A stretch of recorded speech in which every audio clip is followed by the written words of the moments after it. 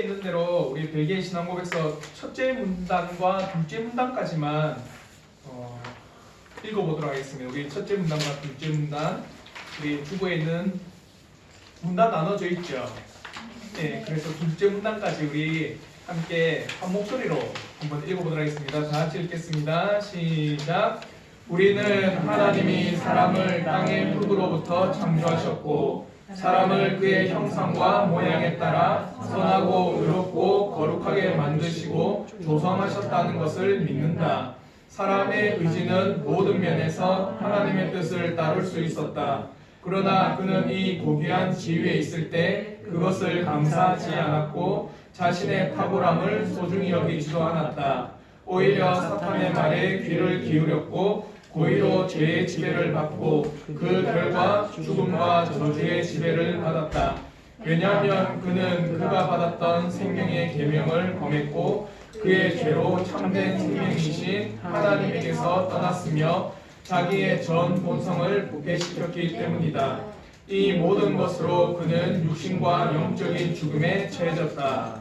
사람은 악하고 비뚤어졌으며 모든 면에서 부패되어 그가 하나님께 받았던 그의 모든 탁월한 선물을 잃었다.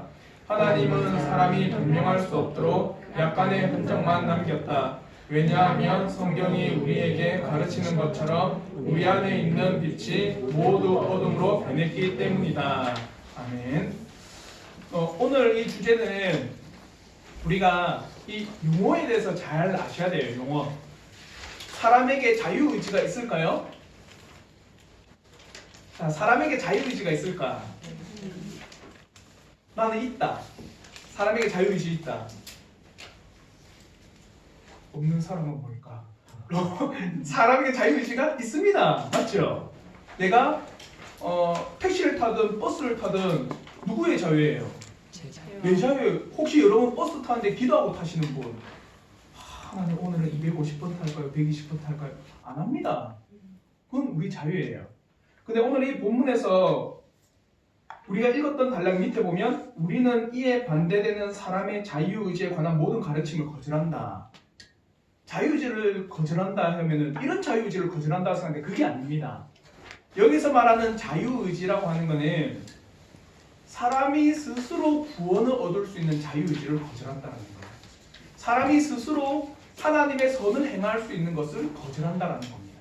그래서 이걸 구분하지 않으면 야, 우리가 배운 신앙고백서는 자유의지를 거절한다 했으니까 너는 자유의지가 없는 거야. 이래버리면은 이상한 사람이 돼버리는 거예요. 야, 그러면 나는 먹을 수 있는 자유의지도 없어? 없어. 너는 먹을 수 있는 자유의지 없어. 이래버리는 거예요. 아닙니다. 여기서 말하는 자유의지라고 하는 거는 사람이 스스로 선을 행할 수 있는 자유의지. 또 여기서 말하는 또 선은 뭐냐? 나중에 설명하겠지만 하나님의 뜻을 행하는 게 선인 거예요. 그 선을 행할 수 있는 자유의지가 없다라는 겁니다. 거듭나지 않고는. 이런 용어를 잘 기억하시고 읽어 나가시길 바랍니다. 그리고 이제 이 페이지에 보면 이제 흙으로 사람을 창조하심, 하나님의 형상으로 인간을 창조하심, 죄의 결과 사망과 저주에 이르게 되었음. 그래서 쭉 이제 그 우리의 믿음의 고백서에 연결되는 성경 구절을 쭉 달았습니다. 한번 꼭 성경 구절 읽어보시고 3페이지에 보면 이제 다른 신앙 고백서 내용은 무엇이냐 할 때 웨스트민스터 소유리 문답 그리고 하이델베르크 유리 문답 제2문은 8문에 중요한 건 이거예요. 8문에 보면 그렇다면 우리는 너무 부패하여 하이델베르크 유리 문답 8문입니다. 선이란 전혀 행할 수 없고 모든 악을 향해 기울일 뿐입니까? 그렇습니다. 여기서 말하는 선이라고 하는 것도 그거예요. 예를 들어서 우리 성도님들 가운데도 물론 다들 선하게 살아갑니다. 근데 안 믿는 사람들 가운데도 선을 행하는 사람이 있을까요? 없을까요? 있어요. 맞죠? 착한 사람들 많습니다. 그러면 그걸 행할 수 없는 모든 악에 기울어졌느냐? 그 말이 아니라 여기서 말하는 선이라고 하는 것도 뭘까요? 하나님의 뜻을 행할 수 있는 선. 이 선을 행할 수 있느냐? 사람이 거듭나지 않고 할 수 없다는 거예요. 일반적인 도덕적인 선을 말하는 게 아닙니다. 이해가 되시죠? 그러면은 하나님의 뜻을 행할 수 있는 것은 누구일까요? 세상 사람일까요? 아니죠. 거듭난 그리스도인이 할 수 있다는 거예요. 그래서 벨기에 신앙 고백서도 뭐라 하냐? 나중에 그들이 거듭나지 않으면 에베소서에 보면 거듭나지 않으면 하나님의 선을 행할 수 없다라고 이야기합니다. 그걸 말하는 거예요. 그래서 여기서 우리는 야 사람은 선을 행할 수 없어. 그럼 어떤 사람 질문해요. 야 나는 그래도 기부도 하고 알게 모르게 착한 일 하는데 나 이걸 행할 수 없어? 너 그거 행할 수 없어. 그럼 나는 내가 행하는 거 뭔데? 그건 죄야. 안 됩니다. 그렇게 하면. 그러면 큰일 나요. 여기서 말하는 선이라고 하는 거는 하나님의 뜻을 행할 수 있는 것은 거듭나지 않고는 행할 수 없다는 거. 이해가 되시죠? 그래서 이 자유의지와 선을 잘 아셔야 됩니다. 그래서 오늘 우리가 함께 나누고자 하는 이 신앙고백서의 내용은 세 가지입니다. 하나님께서 인간을 하나님의 형상으로 만드셨다. 그리고 둘째는 인간들 스스로가 죄 가운데 빠져서 더 이상 하나님께 스스로 나갈 수 없는 상태에 빠졌다. 세 번째는 인간들 스스로가 자유의지를 가지고 하나님의 선을 행할 수 없는 존재가 되었다. 이 세 가지를 우리가 나누도록 하겠습니다. 첫째 나눔입니다. 하나님께서 인간을 하나님의 형상으로 만드셨다고 하는 사실입니다. 이것은 우리 성도님들이 다 믿습니다. 맞죠? 다른 동물들과 다르게 하나님께서 흙으로 우리를 빚으시고 또 우리에게 하나님의 형상대로 우리를 만드셨다는 겁니다. 그래서 우리의 신앙 고백서도 이렇게 고백을 합니다. 우리는 하나님이 사람을 땅의 흙으로부터 창조하셨고 사람을 그의 형상과 모양에 따라 선하고 의롭고 거룩하게 만드시고 조성하셨다는 것을 믿는다. 흙으로 만든 거 믿으시죠? 그리고 하나님의 형상으로 만드는 거 믿으시죠? 이 두 가지. 하나님께서는 사람을 흙으로 창조하셨습니다. 이것을 우리는 굳게 믿습니다. 그리고 흙으로 만드셨는데 다른 동물들과 다르게 하나님의 형상과 모양에 따라 만드셨다고 기록하고 있습니다. 그러면 진리의 성경은 창세기 1장 26절에 우리에게 이렇게 말씀합니다. 하나님이 이르시되 우리의 형상을 따라 우리의 모양대로 우리가 사람을 만들고 자, 우리의 형상을 따라 우리의 모양대로 사람을 만들자. 이게 우리의 모습입니다. 그리고 또한 야고보서 3장 9절에는 이렇게 이야기합니다. 이것으로 우리가 주 아버지를 찬송하고 또 이것으로 하나님의 형상대로 지음받은 사람을 저주하나니 이것이 뭘까요? 여기서 말하는 이것으로 하나님의 아버지를 찬송하고 이것으로 하나님의 형상을 입은 자를 저주한다는 거예요. 이게 뭘까요? 이게 뭐가 하나님을 찬송하고 뭐가 하나님의 형상을 입은 사람을 저주할까요? 야고보서 이 말을 읽으면 우리의 입술의 말이 하나님을 찬양합니다. 우리도 좀 전에 321장 찬송했습니다. 맞죠? 근데 또 우리의 입이 누굴 또 저주한다는 거예요? 하나님의 형상대로 지음을 받은 사람을 저주한다. 모든 사람은 뭐라는 겁니까? 하나님의 형상대로 지음을 받았다는 겁니다. 형상이라고 말할 때는요, 우리가 많이 나눴지만 째렘, 이거는 뭐냐? 그림자, 이미지라는 뜻입니다. 여러분에게 형상이 있다라고 하는 건 뭡니까? 이제 햇빛이 비추면 여러분이 길가에 할 때 그림자가 비추는 거예요. 그게 여러분의 모양을 나타내는 겁니다. 근데 이것을 또 다른 뜻은 뭐냐? 대리자라는 뜻이 있어요. 대리자. 하나님의 형상대로 지음을 받았다. 이건 뭐냐? 우리가 하나님의 그림자다. 우리가 하나님의 이미지다. 우리가 하나님의 대리자다. 이런 뜻이 있어요. 그러니까 경건주의 운동이 활발할 때 니체가 이 말을 합니다. 신은 죽었다. 아시죠? 왜 신은 죽었다라고 하는지도 아십니까? 니체가 왜 신은 죽었다 했을까요? 진짜 신이 죽었기 때문일까요? 아닙니다. 니체는 경건주의 목사님의 아들입니다. 경건주의 교회 목사님, 사역하는 목사님의 아들이 니체입니다. 근데 그 당시에 독일 사회에 니체가 신은 죽었다라고 하는 이유는 뭐냐? 아니 하나님의 형상으로 지음받았다라고 하는 게 그리스도인, 기독교인인데 그들을 통해서 하나님의 형상인 그 이미지와 그림자와 대리자로서의 역할이 나타나야 되는데 그 당시에 그리스도인의 이것이 나타났다 안 나타났다? 안 나타난 거예요. 그럼 하나님의 대리자로서 하나님의 그림자로서 하나님의 이미지로서 모두 다 죽었으니까 안 나타나니까 뭐라고 한 거예요? 니체가 신은 죽었다고 한 겁니다. 이 땅에 대리자로서 만든 그 그리스도인들이 그 대리자의 역할을 안 하고 이미지와 그림자 역할을 안 보여지니 신은 죽었다 이야기하는 거예요. 하나님의 대리자로서 하나님의 뜻과 하나님의 통치와 하나님의 온전한 다스림의 대리자로서 우리가 다스리도록 하기 위해 사람을 하나님의 형상으로 만드셨다는 겁니다. 그럼 여기서 중요한 게 있습니다. 자요. 하나님의 형상으로서 대리자로서 자격을 가지고 나타납니다. 우리는 그 역할을 해야 돼요. 그러면 대리자로서 나타내는 구체적인 형태가 있다는 거죠. 예를 들어서 우리 송이자매는 간호사입니다. 맞죠? 간호사로서의 그 형태가 있다는 거예요. 어떤 거예요? 수액을 잘 넣고 주사를 잘 넣고 환자를 정말 사람으로 잘 돌보주는 형태의 모습이 나타나 있습니다. 상담가로서는 그 상담하는 학생들과 아이들을 사랑으로 케어하면서 사랑으로 잘 돌보는 그 형태가 나타나게 되어 있다는 거예요. 그러면 대리자로서 우리가 서 있다. 하나님 형상의 대리자다. 그러면 그 형상의 대리자의 모양이 나타나야 된다는 거예요. 이해가 되시죠? 그게 나타나지 않으면 그 사람은 하나님의 형상을 잃어버린 겁니다. 그에 대해서 에베소서 4장 2절은요. 정말 정확하게 우리에게 가르쳐주고 있어요. 에베소서 4장 24절에 하나님을 따라 의와 진리의 거룩함으로 지으심을 받은 새 사람을 입으라. 자요. 어떻게 지음을 받았다는 거예요? 세 가지입니다. 의와 진리와 거룩함으로 지음을 받았다는 거예요. 이게 하나님의 형상의 모양입니다. 의는 뭡니까? 의가 뭘까요? 행동입니다. 여러분이 저 사람 참 의롭다 이라는 뭡니까? 의롭게 행동하는 거예요. 맞죠? 그래서 내 목숨을 다하고 뜻을 다하고 힘을 다하여 주는 하나님을 사랑하는 목숨은 뭡니까? 의지적인 겁니다. 내가 목숨을 다해 그것을 지키겠다는 건 내 의지가 있는 거예요. 행동이 있는 겁니다. 여기서 말하는 의라고 하는 것은 사람이 나타내는 행동이에요. 또 진리는 뭘까요? 진리는 뭘까요? 진리는 깨달은 거예요. 내 지성입니다. 지성. 이해가 되시죠? 여러분 진리를 행동으로 깨닫습니까? 아니에요. 뭐로 깨닫습니까? 내 지성으로 깨닫는 거예요. 듣고 그 말씀을 듣고 믿음에 이르고 행동으로 나타나는 겁니다. 그래서 진리라고 하는 행동 그 지성입니다. 그러면 거룩함은 뭘까요?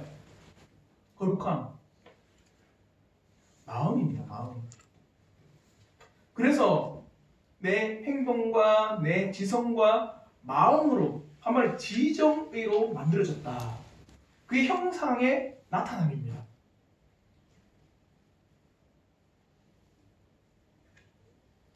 하나님의 뜻을 깨닫고 우리의 마음은 하나님의 말씀을 깊이 있게 깨닫는 것을 우리가 온 마음으로 따라가려는 강한 성향을 가지고 마음으로 또한 강한 마음의 성향에 따라 행동하고 하나님의 뜻을 행하고자 하는 이런 행동으로 나타나게 되는 것이 바로 우리의 하나님 형상의 모양이었어요. 자, 이것을 우리가 좀 더 구체적으로 오늘 이 말씀을 구체적으로 풀어보면 이렇게 풀 수 있습니다. 하나님께서는 사람들을 하나님의 대리자로서 이 땅을 다스리도록 만드셨습니다. 그리고 대리자로서 잘 다스릴 수 있도록 사람들의 지성은 하나님의 뜻을 알도록 만드셨습니다. 그리고 하나님의 뜻을 알고 마음으로 하나님의 뜻을 행하고자 하는 강한 열망이 있도록 만드셨습니다. 그리고 마음에 일어나는 하나님의 뜻을 행하고자 하는 강한 열망이 의롭게 사람이 다스리는 현장에 나타나도록 만드셨습니다. 이게 우리가 만들어진 모양이라는 거예요. 하나님 형상의 모양. 이해가 되시죠? 한마디로 하나님께서 사람을 하나님 형상으로 만드셨다. 대리자로 만들었다. 그 대리자가 어떻게 나타나느냐? 하나님의 뜻을 알게 만드셨고 그 뜻을 알고 그 마음에 그 뜻을 행하고자 하는 강한 열망이 있도록 만드셨고 또요. 그 강한 열망이 행동으로 나타나도록 만드셨다. 이게 우리의 모습이었다는 겁니다. 이해가 되시죠? 혹시 어려우신 분? 어려우신가요? 다시 한번 설명해 줄까요?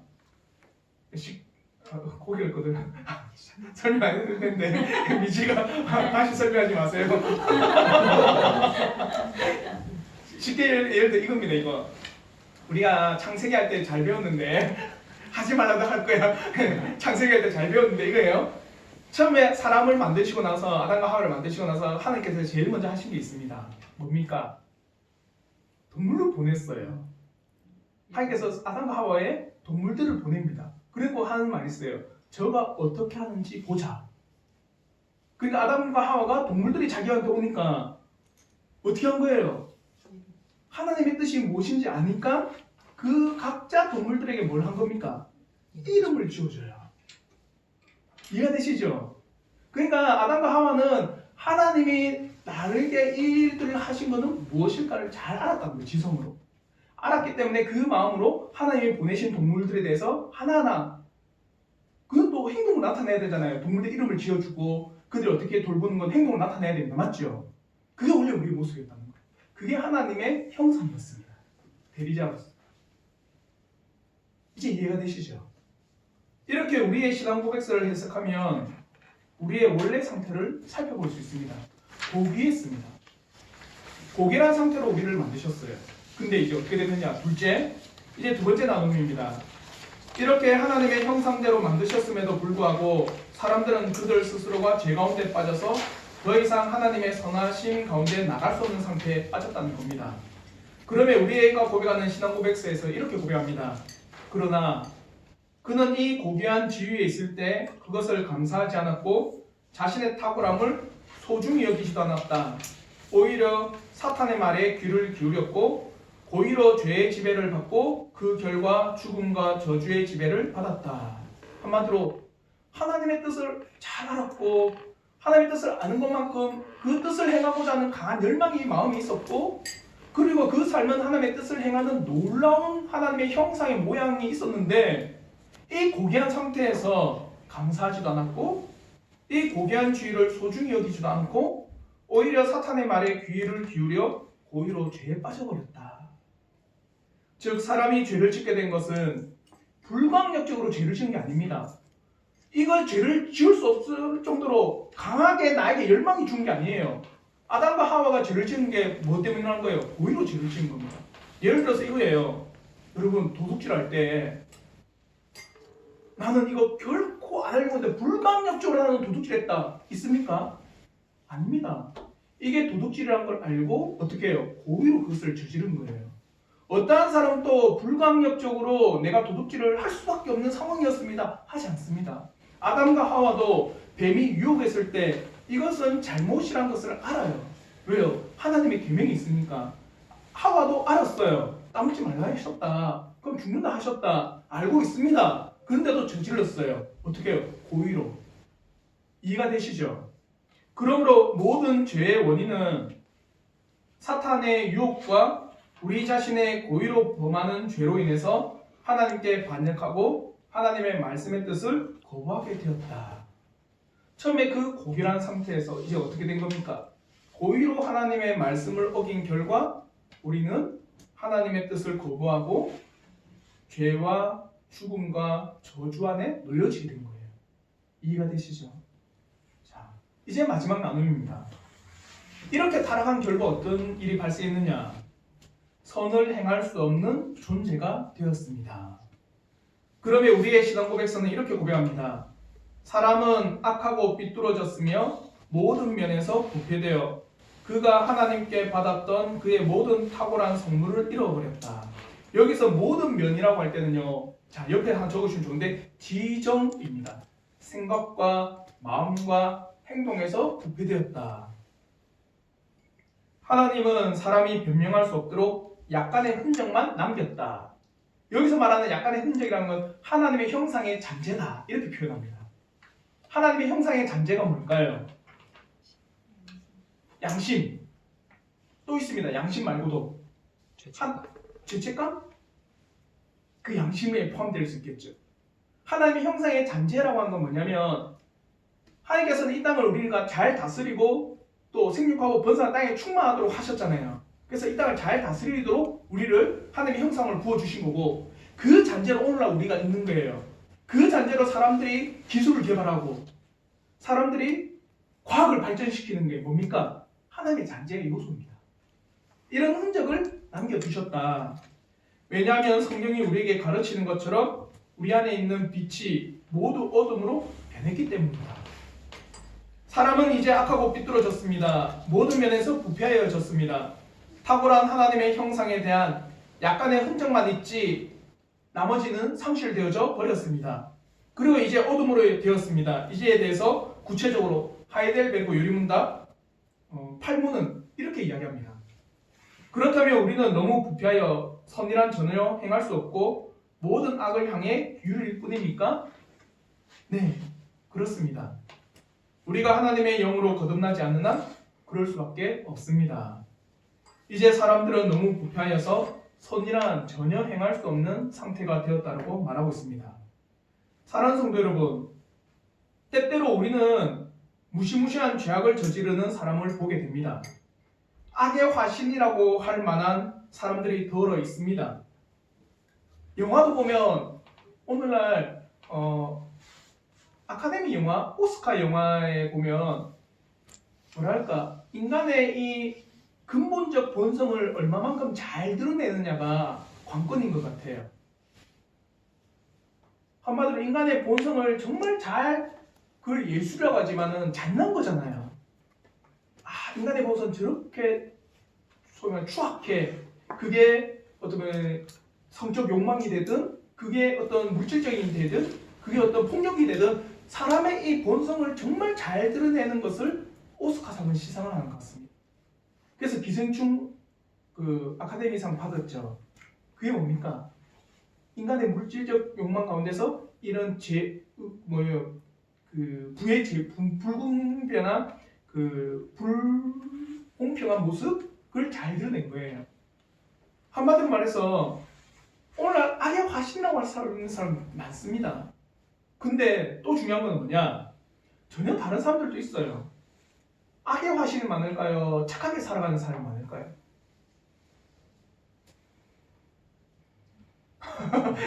악의 화신이 너무 많아요, 이 땅에. 악의 화신뿐만 아니라 이 땅에는 착하게 살아가는 사람도 너무 많습니다. 대부분의 사람들은 자기의 삶에서 사회에서 존경받는 위치에 있으며 단정한 행동으로 동료들에게 인정을 받고 또한 종교의 참된 가치에 대해 어느 정도 인정하기도 합니다. 여러분 주위의 사람들 한번 보십시오. 교회를 안 다녀도 정말 저 사람과 함께 있으면 기분 좋은 사람들이 있어요. 참 착한 사람들 많습니다.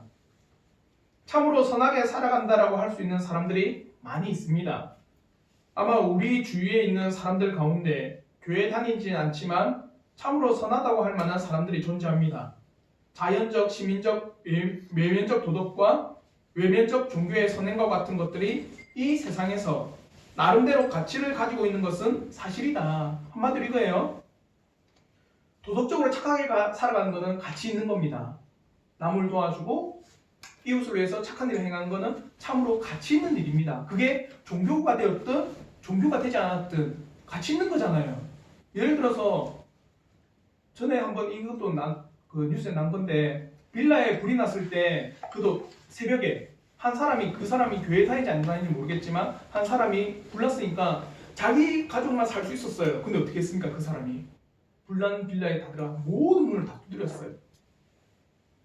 일어나라. 그래서 그 사람들을 구하고 자기는 어떻게 된 줄 아세요?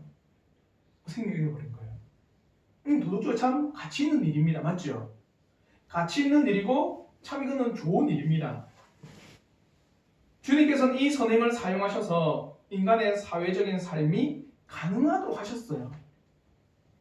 긍휼이죠. 그럼에도 불구하고 사람의 이 모든 일에서 주님의 법을 이루는 것은 아닙니다. 예를 들어서 정말 가치 있는 일이라고 하지만 그것이 주님의 뜻을 이루어 나가느냐? 아닐 수가 있다는 거예요. 예를 들어서 이겁니다. 전쟁도 없고 평화 없는 거 평화주의자 좋죠. 간디의 정신은 참 좋은 정신입니다.